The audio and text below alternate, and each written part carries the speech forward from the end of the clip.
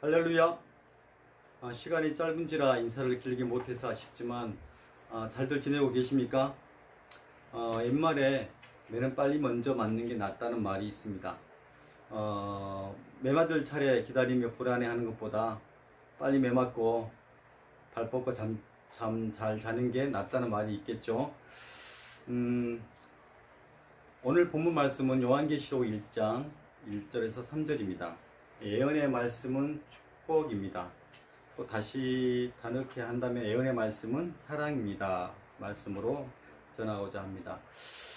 성경에서 구약은 오실 예수 그리스도를, 신약은 오신 예수 그리스도를, 그리고 요한계시록은 다시 오시는 예수 그리스도를 증거하고 있습니다. 요한계시록은 내용상 계시며 메시지는 예언서, 기록은 서신서 형태를 취하고 있습니다. 요한계시록의 목적은 첫째, 환난 가운데 예수 그리스도를 따르는 자들에게 속히 일어날 일을 보이기 위함입니다. 둘째는 계시의 말씀을 읽는 자, 듣는 자들과 지키는 자들이 복이 있음을 증명하기 위함입니다. How? 그럼 이것을 어떻게 알 수 있습니까? 첫째, 예수 그리스도의 계시를 통해 알 수 있습니다. 그분은 그의 종들에게 보이시려고 천사를 보내어 알게 하셨습니다. 그분은 이제도 계시고 전에도 계셨고 장차 오실 분이십니다. 알파와 오메가 되시죠. 그분은 세세토록 살아계시고 사망과 음부를 다스리는 분이시기 때문입니다. 요한계시로 정확히 말씀드리면 예수 그리스도의 계시입니다. 하나님께서는 자기의 계시를 그 종들에게 보이지 아니하고는 결코 행하심이 없다고 하셨습니다. 아모스 3장 7절 말씀에 주 여호와께서는 자기의 비밀을 그 종 선지자들에게 보이지 아니하시고는 결코 행하심이 없으시리라. 누가복음 8장 10절 말씀에서도 이르시되 하나님의 나라의 비밀을 아는 것이 너희에게는 허락되었으나 다른 사람에게는 비유로 하나니 이는 그들을 보아도 보지 못하고 들어도 깨닫지 못하게 하려 함이라 했습니다. Can you believe it? 여러분 정말 그분을 믿고 신뢰하십니까? 아멘. 그렇습니다. 하나님은 주의 택한 백성들을 사랑하셔서 그냥 내버려 두시지 않습니다. 하나님은 그의 백성들에게 징조를 보여주셨습니다. 이사야, 에레미야, 에스겔, 다니엘 등 여러 선지자와 종들을 통해 미리 예언과 계시를 보여주었듯이 지금도 성령님을 통하여 앞으로도 주님의 자녀들에게 시시때때로 영적 무장과 지혜와 어려움을 담대하게 이길 수 있는 믿음을 주시라 믿습니다. 아멘이십니까? Why? 왜 그렇습니까? 두 번째는 예언의 말씀은 축복이기 때문입니다. 3절 말씀, 이 예언의 말씀을 읽는 자, 듣는 자, 지키는 자가 복되다고 하셨습니다. 그럼 말씀을 읽는 자가 누구입니까? 구약에서 읽는 자는 회중 앞에서 낭독하는 자를 가리키는데 성경을 낭독한다는 것은 유대 해당 예배의 중요한 부분이었습니다. 누가복음 4장 16절에 보면은 예수님께서도 해당에 들어가서 성경을 읽으셨다고 나왔습니다. 특정 성직자, 랍비들만 성경을 낭독하고 읽을 수가 있었습니다. 종교계 500년이 지난 이후에도 오랫동안 모두가 성경을 읽을 수는 없었습니다. 그러나 지금은 어떻습니까? 성경을 가까이 할 수 있는 지금이 얼마나 감사한지 모르겠습니다. 말씀을 듣는 자는 누구입니까? 복음의 말씀을 듣는 것은 인간이 누릴 수 있는 최고의 행복이며 특권입니다. 로마서 10장 14절 말씀에 듣지도 못한 이가 어찌 믿으리요? 전파하는 자가 없이 어찌 들으리요?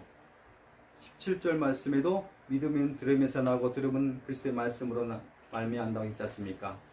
당시 해당이나 특정 장소에서만 들을 수 있었는데 지금은 언제 어디서나 말씀을 읽고 들을 수 있는 말씀의 홍수시대에 산다고 하지 않습니까?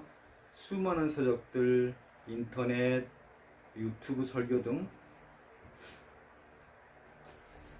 말씀을 지키는 자가 누구입니까? 말씀을 듣는 것이 특권이라면 지키는 것은 의무입니다. 성경에는 계명을 지켜라, 하나님의 계명을 지키는 것, 말씀을 지키는 것, 기록한 것을 지키는 것, 이 한마디로 무엇을 말하는 것입니까? 사랑입니다. 그런데 지금 시대는 말씀을 읽고 듣는 자가 수많은데 왜 교회는 세상으로부터, 이웃으로부터, 아니 믿는다는 우리들조차도 서로 말뿐이고 울리는 꽹과지처럼 요란할 뿐이지 실상은 서로 다투고 미워하고 분쟁과 분열하는 모습이 우리들의 지금 모습입니다. 요일서 3장 28절 말씀에 자녀들아 우리가 말과 혀로만 사랑하지 말고 행함과 진실함으로 하자. 마태복음 5장 45절 말씀에도 너희가 너희를 사랑하는 자를 사랑하면 무슨 상이 있으리요? 세리도 이같이 아니하느냐 했습니다. 또 야고보서 2장 8절 9절 너희가 만일 성경에 기록된 대로 내 이웃 사랑하기를 내 몸과 같이 하라 하신 최고의 법을 지키면 잘하는 것이거니와 만일 너희가 사람을 차별하여 대하면 죄를 짓는 것이니 율법이 너희를 범법자로 정죄하리라. 아주 무서운 말씀입니다. 시편 119편 9절 말씀에도 사람이 청년이 무엇으로 행실을 깨끗해 하리까? 주의 말씀을 따라 삼가할 것이다. 또 마태복음 5장 13절 14절 우리가 잘 아는 성경이지 않습니까? 너희는 세상의 빛과 소금이라고. 사랑이 없으면 안 된다는 겁니다. 하나님의 말씀을 제대로 깨닫고 지키는 자가 없기 때문입니다. 참 그리스도인 교회를 벗어나 세상의 빛과 소금의 역할을 다하지 못하고 있기 때문입니다. 그것이 곧 한국교회의 문제이고 우리들의 문제라고 생각합니다. 아멘입니까? 말씀을 전하는 것도 물론 중요하지만 주님은 먼저 우리가 삶으로 보여주는 것을 기뻐하리라 믿습니다. 또한 삶으로 실천하는 여러분이 되어주시기를 축복합니다. 결론 짓겠습니다. 우리는 하나님의 말씀을 읽을 수도 있고 들을 수도 있고 깨달을 수 있는 지금이 얼마나 축복이고 은혜인지 모릅니다. 기독교 2000년 역사에서 우리가 성경을 직접 읽기 시작한 지 500년 정도밖에 안 되었습니다. 그러나 메시지는 분명합니다. 먼저 내 마음을 다하고 뜻을 다하여 하나님을 사랑하고 내 이웃을 내 몸과 같이 사랑하라 입니다. 그리고 요한계시록은 환난을 두려워하고 재림을 애타게 기다리라고만 하시는 말씀이 아닙니다. 주님을 사모하는 자에게는 재림이 유별나게 특별하게 찾아오시는 것이 아니며 그분은 두려운 존재로 환난과 고난을 받도록 주의 자녀들을 내버려 두시지 않으신다는 약속입니다. 더 중요한 것은 그분은 이미 우리 마음속에 들어와 계신 분이심을 믿으시기 바랍니다.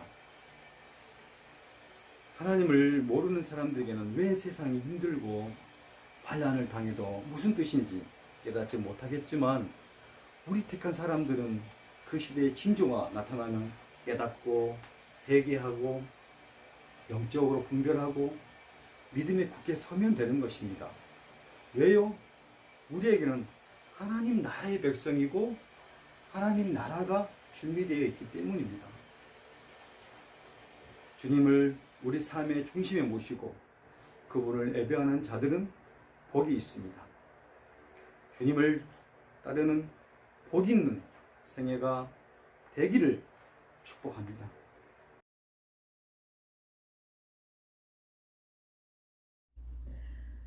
오늘의 본문은 사도 요한이 아시아에 있는 7 교회에게 보내는 편지입니다. 그 당시의 성도들은 예수님을 전한다는 이유만으로 생명을 위협당하는 핍박과 고난 가운데 있었습니다. 끝이 보이지 않는 어둠 가운데 머물렀을 것입니다. 본문은 이러한 고난과 고통 중에 있던 성도들에게 소망과 위로를 주기 위한 사도 요한의 사랑의 편지입니다. 로마 황제를 신으로 섬겨야 했던 그 시대에는 성도들은 오랫동안 끊이지 않는 핍박에 너무나 지쳐 있었을 것입니다. 그들에게는 이 현실을 이겨나가야 할 소망이 필요했습니다. 그렇다면 오늘을 살고 있는 우리는 어떨까요? 우리가 살면서 가장 힘들 때는 내일 나의 삶이 어떻게 될지 모른다는 불안과 두려움일 것입니다. 당장 1분 뒤에 어떤 일이 일어날지 모르는 것이 우리의 삶입니다. 어찌 보면 이것은 인간의 가장 어둡고 또한 나약한 부분이라는 생각을 하게 됩니다. 내가 약해 있을 때는 크지 않은 문제도 매우 고통스럽게 느껴지는데요. 그렇기 때문에 우리는 그 문제를 맞서기보다는 피하거나 아니면 아예 주저앉아 버립니다. 그렇게 세상은 이 두려움을 잊기 위해서 각자마다 자신의 신을 만들어 놓습니다. 누군가는 돈이 신이 되기도 하고 누군가는 명예와 권세가 그 신이 되기도 합니다. 저희는 하나님을 섬기는 사람들이죠. 우리는 교회에 나가서 봉사도 하고 찬양도 하고 말씀도 듣습니다. 그런데 문제를 만나면 마음이 공허해집니다. 소망이 보이지 않고 말씀이 들리지 않고 심지어 하나님이 너무나 원망스럽습니다. 내가 열심히 신앙생활을 하면 이 문제들이 생기지 않거나 아니면 이 생겨도 금방 해결이 돼야 하는데 내 뜻대로 되지가 않는 겁니다. 기도를 해도 마음이 답답해집니다. 얼마 전에 제가 그랬는데요. 동생부부가 집을 이사해야 하는 상황이 생겼는데 이 경제적인 어려움이 생겼다는 얘기를 듣고 제 마음에 굉장히 절망감이 들었습니다. 누나로서 이런 상황에 정말 도움이 되어야 할 텐데 현재 저의 상황과 형편이 그러지 못하기 때문에 마음이 너무나 답답하고 속도 상했습니다. 이사를 2달도 채 남지 않은 시간 동안 해야 한다는 이 촉박한 시간이 너무나 힘들었고 또 그 고민을 위해서 길지 않은 몇 시간을 보내고 났더니 두통까지 생겨버렸습니다. 그렇지만 이 문제에서 제가 할 수 있었던 것이 무엇이었을까요? 또한 할 수 있을 수 있던 게 있었을까요? 이처럼 우리가 만난 문제들 앞에 소망이 보이지 않을 때는 어떻게 해야만 할까요? 이런 우리에게 사도 요한은 편지를 보내주었습니다. 본문에 앞서 3절을 보면 이 예언의 말씀을 읽는 자와 듣는 자와 그 가운데 기록한 것을 지키는 자는 복이 있다라고 말씀합니다. 참으로 설레이는 편지가 됩니다. 이 편지는 단순히 힘내세요, 용기를 가지세요라고 하는 감성적인 위로의 편지가 아닙니다. 4절과 5절의 말씀은 이렇게 나와 있습니다. 요한은 아시아에 있는 7 교회에 편지하노니 이제도 계시고 전에도 계셨고 장차 오시리와 그의 보좌 앞에 있는 7 영과 또 충성된 증인으로 죽은 자들 가운데서 먼저 나시고 땅의 임금들의 머리가 되신 예수 그리스도로 말미암아 은혜와 평강이 너희에게 있기를 원하노라.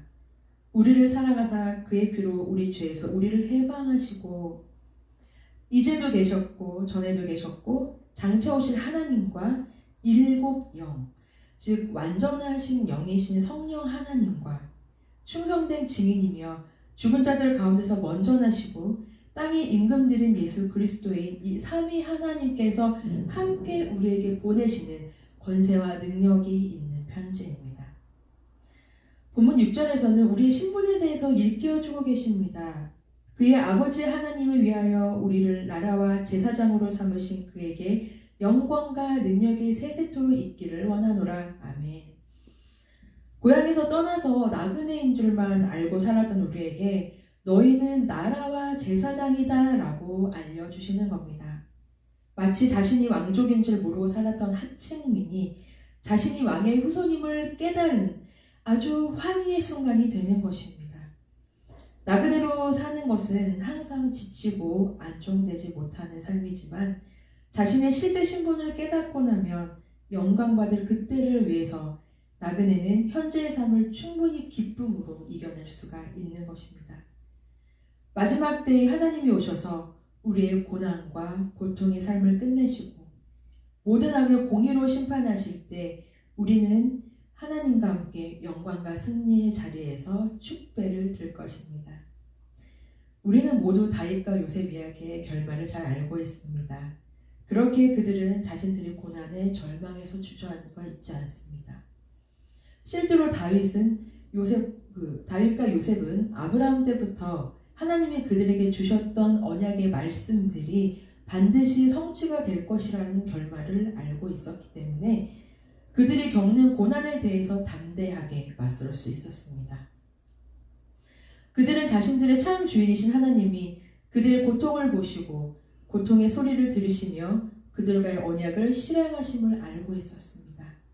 하나님은 그들에게 내가 너를 안다 라고 말씀하시는 응석을 듣고 고난에 담대하게 맞설 수 있었던 것입니다.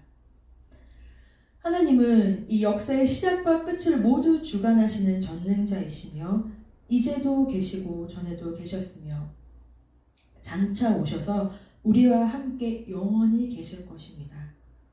여기서 우리는 주목해서 볼 것이 있습니다. 4절과 8절에 모두 동일하게 이제라는 시점이 언급이 된 것인데요. 8절에 보면 주 하나님이 이르시되 나는 알파와 오메가라 이제도 있고 전에도 있었고 장차 올 자요 전능한 자라 하시니라. 일반적으로 우리는 과거와 현재와 미래의 순서대로 보통 이야기를 많이 합니다. 그런데 사도 요한은 현재 바로 지금 우리와 함께 계심을 말하고 있는 것입니다. 하나님은 과거의 역사들을 만들어가고 계셨고 마지막 날에 오셔서 모든 자를 심판하시고 우리와의 언약을 반드시 성취하실 분이십니다. 함께 하시는 하나님으로 말미암아 우리에게 은혜와 평강이 있을 것이며 우리를 메고 있는 모든 이 문제들로부터 자유하게 만드실 것입니다.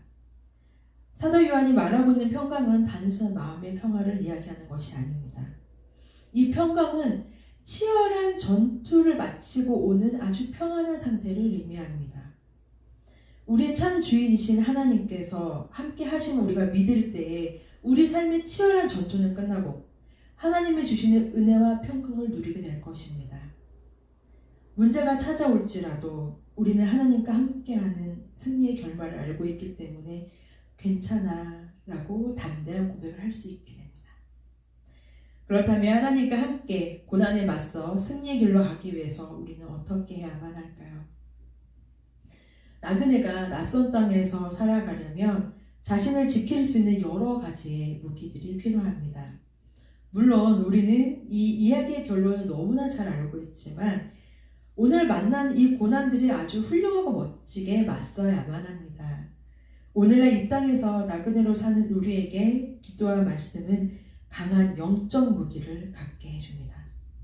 매일 하나님과 함께 대화하며 지혜의 말씀들이 나의 영혼을 채우면 고난을 만났을 때 언제든지 담대하게 맞설 수가 있습니다. 우리는 성경의 말씀들을 통해서 하나님이 언약을 지켜나가시는 수많은 증언과 증거들을 보았습니다. 오늘에도 하나님이 약속을 성취하신다는 것을 믿는다라는 것은 단순히 그래 하나님이 도와주시겠지, 하나님이 예배하셨겠지라고 하는 자기의 확신이 아닙니다. 머리로만 이해하는 것은 믿음이 아닙니다. 믿음은 나의 아픔과 어려움에 초점을 맞추는 것이 아닌 지금도 나와 함께 하시며 나의 미래에도 함께 하실 하나님께 초점을 맞추는 것입니다. 하나님의 약속의 성취를 믿는다는 것은 역사의 시작과 마지막을 주관하시는 하나님을 절대적으로 신뢰하며 인정하고 그런 주님께 나의 헌신을 드리는 것입니다. 사랑하는 하부 여러분, 고난과 고통 가운데 앞이 보이지 않는 것 같으십니까? 내일이 두려우신가요? 하나님은 여러분 삶의 무너진 곳을 다시 세우시고 다친 마음을 안아주시며 내가 너의 고통을 안다라고 말씀하고 계십니다. 그 하나님께 모든 마음을 쏟아놓으시며 소망으로 채우실 것입니다. 시편 94편 14편에 시편 기자는 여호와께서는 자기 백성을 버리지 아니하시며 자기의 소유를 외면하지 아니하시리로다 라는 고백이 오늘 우리의 고백이 되기를 축복합니다. 모두들 꽃들도 라는 찬양을 잘 아실 텐데요. 이 찬양의 가사를 제가 읽어드리고 말씀을 마치고자 합니다. 이곳에 샘물이 솟아나 눈물의 골짜기를 지날 때 머지않아 열매 맺히고 웃음소리 가득하리라. 하늘이 열리는 그날 우린 모두 보게 되겠지. 머지않아 꽃은 피어나 영광의 주 맞이하리라. 아멘.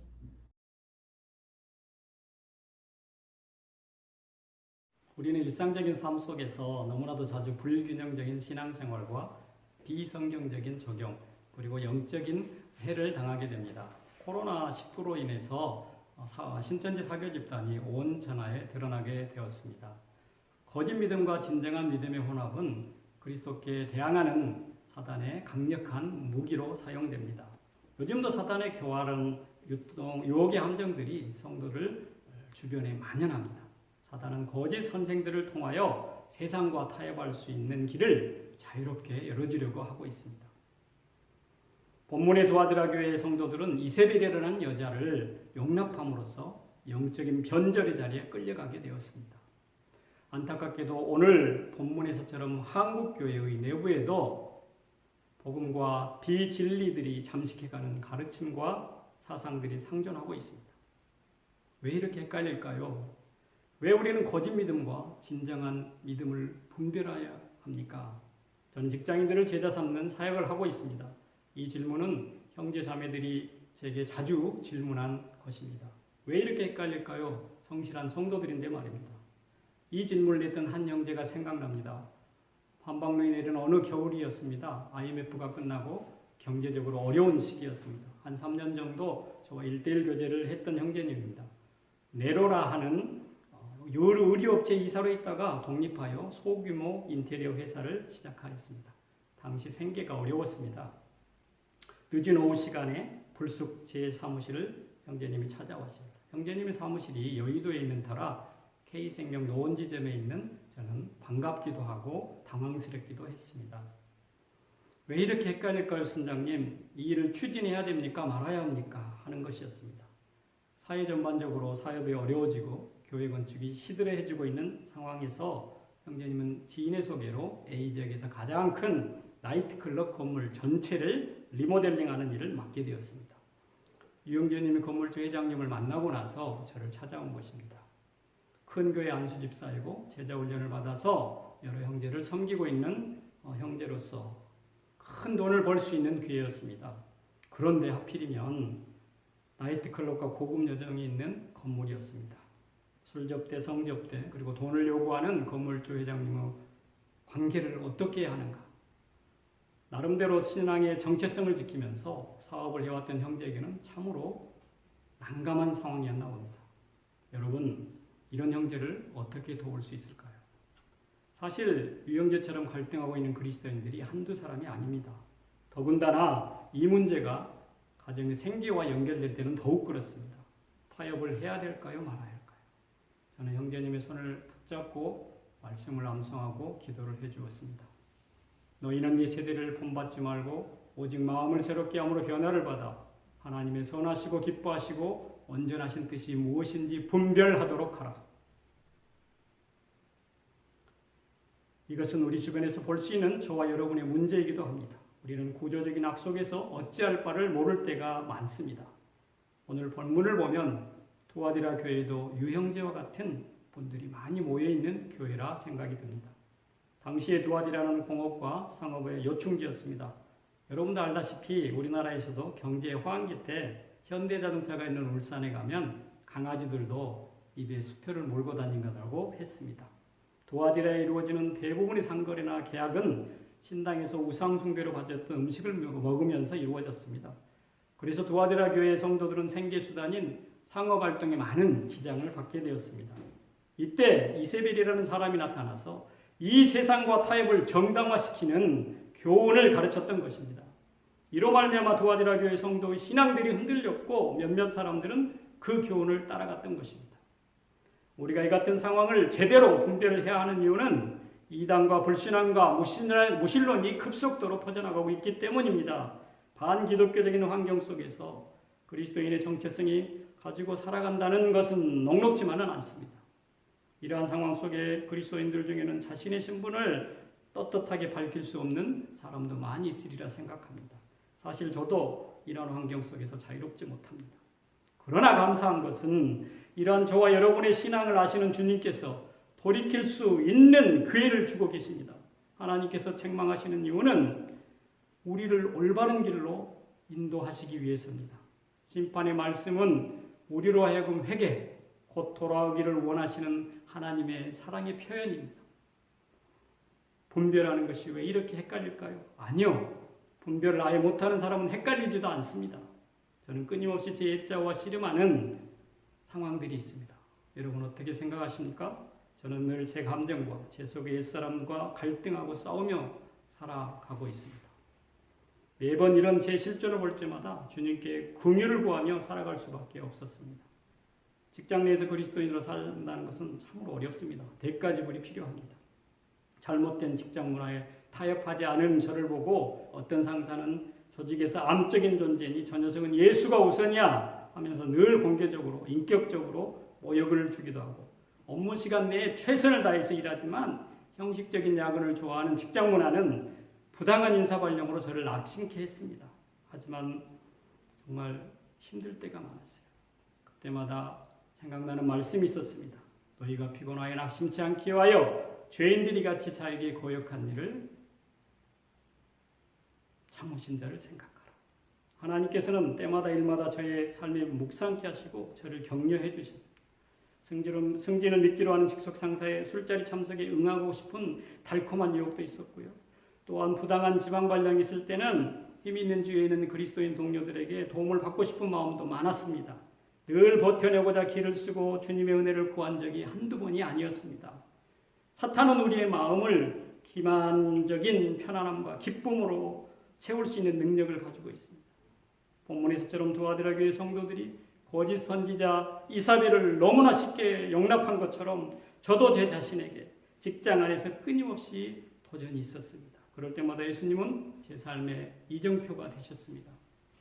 제대로 돌이킬 수 있는 기회를 주신 것입니다. 혹시 아직도 적당히 세상과 타협하며 좋은 게 좋은 거지 하고 사시는 분 계십니까? 사랑의 하나님께서 다시 한번 저와 여러분들에게 기회를 주고 도전하십니다. 21절을 보십시오. 또 내가 그에게 회개할 기회를 주었을 때 이 말씀의 의미는 회개의 기회가 열려 있다는 것입니다. 하나님은 사랑이셔서 용서하시지만 공의로우셔서 우리의 죄를 반드시 심판하시는 분이십니다. 행위대로 갚아주십니다. 분별하는 것이 왜 이렇게 헷갈릴까요? 분별하기란 많이 헷갈립니다. 왜냐하면 사탄은 예수님을 모방하기 때문입니다. 이세벨은 예수님을 모방한 거짓 사랑, 거짓 복음으로 헷갈리게 한 것입니다. 사탄도 사랑을 모방합니다. 성경에 보면 거짓 감사, 거짓 열심들이 있습니다. 바울이 회심하기 전에 보였던 열심은 거짓 열심이죠. 계시록 13장 11절을 보십시오. 거짓 선지자 짐승이 땅에 올라오면서 마치 어린 양같이 예수님을 모방하고 있습니다. 용처럼 말합니다. 큰 이적을 행합니다. 두아디라 교회는 예수님을 모방한 이세벨을 용납하면서 무너진 것입니다. 신비주의 신앙은 이와 같이 강력한 힘으로 자리를 잡게 됩니다. 환상, 예언, 기적 등 강력한 것들 말입니다.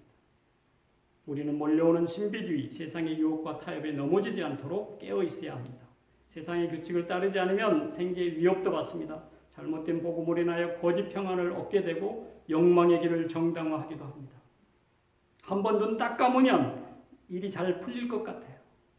그래서 신비주의 신앙, 세상과의 타협하고 싶은 유혹과 충동이 몰려옵니다. 그러나 그 유혹을 따라갔다가는 더 큰 죄에 빠집니다. 그 결과는 사망입니다.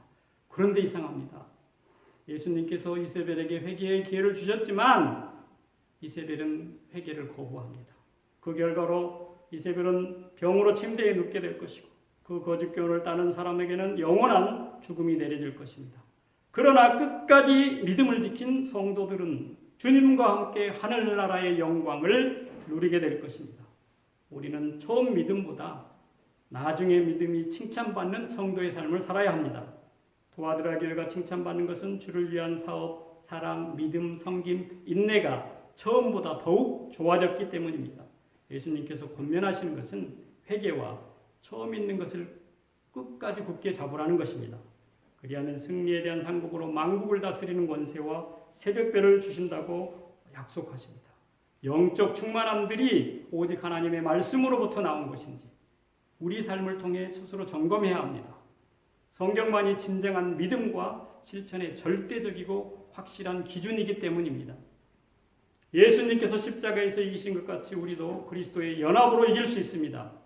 내가 그리스도와 함께 십자가에 못 박혔나니 그런즉 이제는 내가 산 것이 아니요 오직 내 안에 그리스도께서 사신 것이라. 이제 내가 육체 가운데 사는 것은 나를 사랑하사 나를 위하여 자기 자신을 버리신 하나님의 아들을 믿는 믿음 안에서 사는 것이라. 십자가와 연합한 진정한 믿음을 가진 그리스도인은 세상을 넉넉히 이길 수 있습니다. 예수님은 사탄의 유혹을 이기셨습니다. 그리고 미혹되지 않으셨습니다.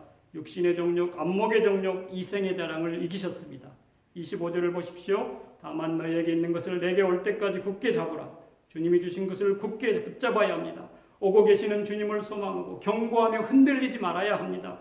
우리는 예수님 안에서 만족해야 합니다. 왜냐하면 믿음과 탐욕은 함께 쟁취할 수 없기 때문입니다.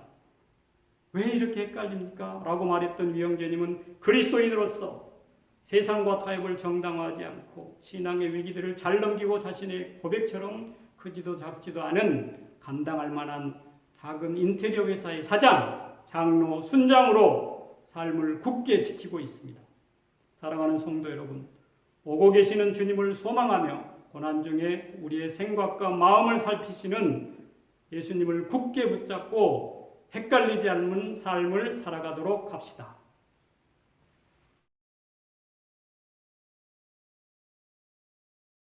요한계시록 2장 1절에서 7절 에베소 교회, 제목은 에베소 교회입니다. 에베소 교회는 바울 사도가 설립하고 디모데가 목회했던 곳입니다. 본 서신이 전해지는 시기는 설립 후 약 40년이 지났을 때이므로 처음 세대는 지나가고 복음의 열정을 잃은 다음 세대가 이 교회를 맡고 있었을 때입니다. 이들은 바른 교회를 지키느라 수고를 다했고 여러 시련 중에서도 인내를 하였습니다. 그러나 이런 싸움의 와중에서 그들은 성령의 감화와 사랑 대신 분열과 비판의 자세를 갖게 되었습니다. 바른 교회를 지키는 것도 중요하지만 참된 사랑과 성령의 능력 없이는 주님의 책망을 받는다는 교훈을 보여줍니다. 첫째, 기독교 선교의 중심지가 된 에베소 교회. 에베소의 특성은 상업상으로 매우 중요한 교육의 중심지로서 소아시아의 제일 부유한 도시이며 유프라테스에서 라오디게아를 격려해 에베소까지 이루면서 동방의 산물이 종착하는 곳입니다. 종교적으로는 세계 7대 불가사의 중 하나인 아데미 여신상이 있어서 미신이 성행하였으며 황제 숭배가 행해지던 부도덕한 곳입니다. 정치적으로는 로마로부터 자치권을 인정받아 독자적인 행정관이 있었고 민주적으로 선출된 통치기관으로서 민회관과 손해재판소가 있었습니다. 따라서 명목상으로는 버가모가 소아시아의 수도였으나 실질적으로는 에베소가 소아시아의 정치, 경제, 문화의 중심적 역할을 하였습니다. 이러한 에베소의 기독교 신앙이 전파된 것은 브루스길라와 아굴라에 의해서 이루어졌으며 또한 바울이 이 에베소 지역에 2년간 머무르면서 목회하였고 후에 디모데가 바울의 열심을 본받아 목회 활동을 하므로 예루살렘과 안디옥에 이어 기독교 선교의 중심지가 되었습니다. 이런 곳에 그리스도께서 교회를 사랑하고 능력 가운데 교회에 임재하고 요동할 수 없도록 확실하게 함께 하셨습니다. 그리스도께서 에베소 교회의 고통스러운 삶 속에서 최선을 다해 어떤 어려움도 개의치 않고 적극적으로 극복해 나가는 믿음의 행위와 사랑의 수고와 소망의 인내를 다 아시고 계셨습니다. 또한 에베소에 있던 악한 자들을 용납하지 않고 하나님에게 사도로 부름받지도 않고 사도 권위를 내세우면서 사도 행세를 하고 자신의 이익을 추구하며 교회의 이단적인 가르침을 전파하고 도덕적인 타락을 초래해 궁극적으로 교회를 혼란케 하고 성도를 구원의 길에서 벗어나게 하는 거짓 사도와 하나님을 믿는 뒤에는 무슨 행동을 해도 죄가 되지 않는다며 도덕 폐기론과 무율법주의를 주장한 니골라당을 드러냈습니다. 또한 당시 황제 숭배 강요 때문에 심한 박해 가운데 있었고 그리스도의 성 육신을 부인하는 이단들의 내적 도전들이 많았으나 에베소 교회는 그리스도의 이름을 붙잡고 복음에 확고히 서서 그리스도에 대한 자신들의 신앙을 굳게 지켰습니다. 또한 에베소 교인들은 서로 간에 가졌던 상호 구제와 자비와 따뜻한 사랑의 신앙생활의 기초를 가졌으며 그리스도에 대한 내적 헌신과 사랑은 복음의 핵심으로 성도들의 참된 신앙을 가능케 하는 가장 중요한 기반이 되었습니다. 두 번째, 처음 사랑을 잃어버린 에베소 교회. 그런데 시간이 지나감에 따라 에베소 교회는 교리적 예리함과 옳고 그름만 남고 사랑을 잃어버린 교회가 되고 말았습니다. 이런 에베소 교회를 향해 주님께서는 처음 사랑을 버렸느니라, 어디서 떨어졌는지를 생각하고 회개하여 처음 행위를 가지라고 말씀하십니다. 외적인 행위만 바꾸려고 해서는 안 됩니다. 사랑을 놓치게 된 이유를 생각하고 회개해야 합니다. 그리고 처음 행위로 돌아가야 합니다. 사랑은 희생하는 것이며 십자가를 지는 것이기 때문입니다. 우리는 어떠한가요? 하나님과 이웃을 뜨겁게 사랑하는 처음 사랑을 여전히 품고 있는가요? 그렇지 않다면 어디서 떨어졌는지 생각하고 회개하여 처음 행위를 가지기에 힘써야 되겠습니다. 기도하며 주의 십자가를 져야 되겠습니다. 이것이 성령께 조명받는 자의 합당한 태도임을 잊지 말아야 합니다. 우리 교회 첫사랑은 언제입니까? 교회가 뜨거운 은혜가 불타오르고 은혜가 충만하고 처음 교회를 찾아오는 사람에게도 잊을 수 없는 인상을 심어준 때가 언제입니까? 그러나 어느새 우리의 첫사랑은 많이 식어졌습니다. 그 뜨거움과 순수함은 많이 퇴색하고 우리 안에는 노련미와 남에게 대한 판단과 구설수와 인간적인 사고가 가득하게 되었습니다. 새 신자가 찾아와도 냉랭하게 오는지 마는지 무관심해졌습니다. 언제부터인가 무덤덤한 습관화된 신앙이 우리 분위기가 되었습니다. 예배는 열심히 참여하고 11조와 각종 헌금은 열심히 하고 봉사도 잘합니다. 하지만 뜨거움은 없습니다.